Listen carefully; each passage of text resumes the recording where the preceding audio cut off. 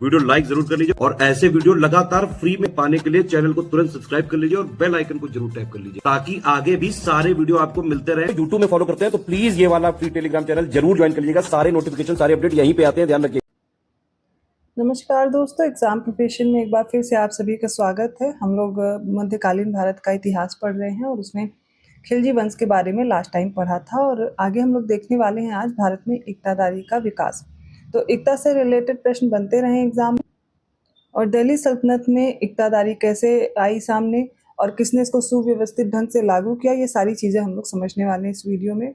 तो इससे रिलेटेड अगर कोई प्रश्न आपके एग्जाम में आता है वो गलत नहीं होगा। आप न्यू है चैनल पर तो डेली दोपहर 1 बजे क्लास आती है जीएस सेक्शन की, जिसमें जीएस के सारे सब्जेक्ट कवर हो रहे हैं। यूपी पीसीएस प्रीलिम्स या फिर यूपी पीएससी के द्वारा कराए गए किसी भी एग्जाम के लिए इम्पॉर्टेंट है। रात को 9 बजे मॉक टेस्ट चल रहे हैं जो कि आप सॉल्व करेंगे यूपी पीसीएस प्रीलिम्स के लिए। जीएस के क्वेश्चन जिसमें भी पूछे जाते हैं उन सभी क्लासेस के लिए, उन सभी एग्जाम्स के लिए क्लासेस इंपॉर्टेंट हो जाएंगी। ठीक है, जो भी बच्चे पेड कोर्स में इंटरेस्टेड हैं, आप सभी को मैंने बताया था कि 50% का डिस्काउंट आपको ऐप पर मिल रहा है। कोई भी कोर्स आप परचेज करेंगे ऐप से, आपको सभी पे 50% का डिस्काउंट मिल जाएगा।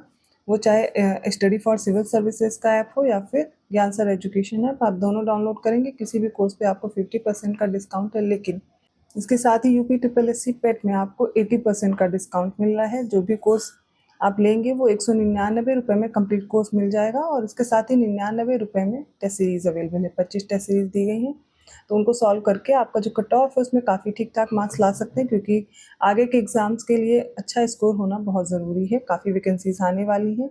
ठीक है, तो उसकी तैयारी के लिए आप इस कोर्स को ज्वाइन कर सकते हैं। उसकी जानकारी आप डिस्क्रिप्शन बॉक्स में दिए गए नंबर्स पे ले सकते हैं। तो कोर्स से रिलेटेड जानकारी हो गई, चलिए क्लास स्टार्ट करते हैं। भारत में बात की जाए इक्तादारी प्रथा किसने शुरू की, तो सबसे पहले इसका आरंभ मोहम्मद गोरी ने किया था। उसने 1192 ईस्वी में ऐबक को हांसी, कोराम की इक्ता और मलिक नासिरुद्दीन एतिमपुर को उच्च और मुल्तान की इक्ता दी थी। ठीक है, तदुपरांत उसने मलिक नासिरुद्दीन कुबाचा को उच्च का इक्तादार बनाया था और ऐबक ने भी इसका विस्तार किया था। उसने इल्तुतमिश को दिल्ली सल्तनत की सबसे महत्वपूर्ण इक्ता बदायूं का इक्तादार बनाया था। इल्तुतमिश हालांकि गोरी और ऐबक ने इक्ता व्यवस्था में छिटपुट स्तर पर ही कार्य किया था, लेकिन जो इल्तुतमिश है इसने सुव्यवस्थित ढंग से इसे लागू किया था। तो इल्तुतमिश ही था जिसने एक निश्चित नीति के तहत इक्तादारी व्यवस्था को अपने प्रशासन का अंग बनाया। बर्नी क्या कहते हैं, तो बर्नी के अनुसार इल्तुतमिश ने दोआब क्षेत्र में 2000 तुर्क सैनिकों को इक्ता दिया था। बलबन ने क्या किया इक्ता से रिलेटेड, तो इसने इक्ताओं में ख्वाजा और साहिबे दीवान की नियुक्ति की थी। बलबन ने 2000 इक्ताओं की जांच करवाई और पेंशन के बदले इक्ताओं के पुनर्ग्रहण का आदेश भी दिया था, परंतु दिल्ली के कोतवाल फखरुद्दीन की सलाह पर उसे यह आदेश वापस भी लेना पड़ा था।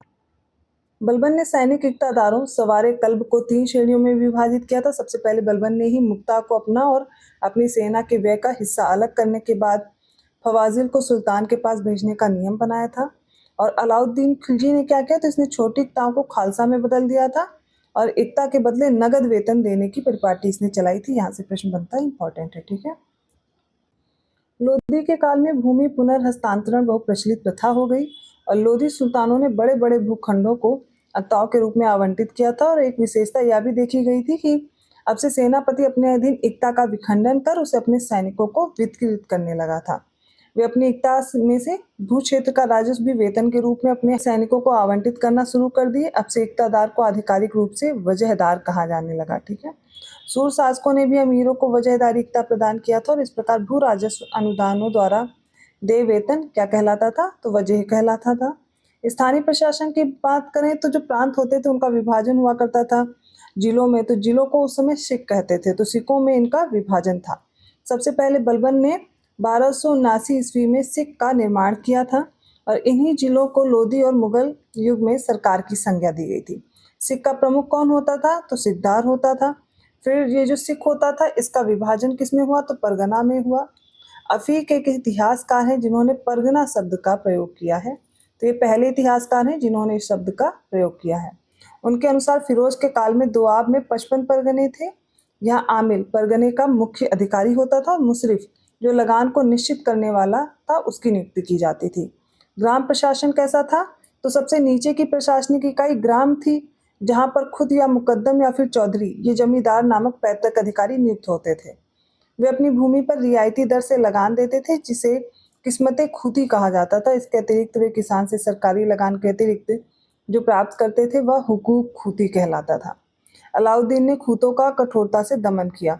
आपसे पूछा जा सकता है कि खूती क्या हुआ करता था, ठीक है, खूत कौन होते थे। इस तरीके से अगर आपसे क्वेश्चन बन जाता है तो फिर गलत होने की संभावना हो जाती है, इसलिए देखते रहिए। उसने उनकी लगान व्यवस्था से हटाकर ग्रामों में केंद्रीय कर्मचारियों जैसे कि आमिल हो गए, नफसिंदा हो गए, सरहिंद हो गए, मुहस्सिल हो गए, इनकी नियुक्ति कर दी। अलाउद्दीन खिलजी ने पटवारियों के बहियों की निरीक्षण की प्रथा को आरंभ किया था। इब्न बतूता 100 गांवों के मंडल की शासन की इकाई सादी और 84 गांव के समूह जो कि चौरासिया होता था उसका उल्लेख किया है। तो 100 गांव का मंडल क्या था, शासन की इकाई थी वो सादी, और 84 गांव के समूह को क्या बोलते थे, चौरासिया। राजस्व व्यवस्था कैसी थी, तो सल्तनत युग की वित्तीय नीति सुन्नी विधिविज्ञों की हनीफी शाखा के वित्त सिद्धांतों पर आधारित थी। अलाउद्दीन खिलजी पहला सुल्तान था जिसने राजस्व व्यवस्था में महत्वपूर्ण परिवर्तन किया। मोहम्मद तुगलक की आज्ञा से राजस्व विभाग ने सल्तनत की आय व्यय का विस्तृत लेखा तैयार करना आरंभ किया ताकि समस्त राज्य में एक समरूप राजस्व व्यवस्था स्थापित की जा सके। फिरोज तुगलक के ही काल में राजस्व विभाग की संरचना पूर्ण रूप से विकसित हुई और फिरोज तुगलक ने केंद्र का राजस्व 6 करोड़ 85 लाख टन का निश्चित कर दिया था। उसे दोआब से 80 लाख टन की आय प्राप्त होती थी। अब कुछ टर्म्स आपके सामने दिए गए हैं, इनसे रिलेटेड प्रश्न बन जाते हैं, जैसे दीवाने मुस्तक राज। तो इसकी स्थापना क्यों की गई थी, इसका उद्देश्य क्या था, तो बकाया लगान की वसूली करना था।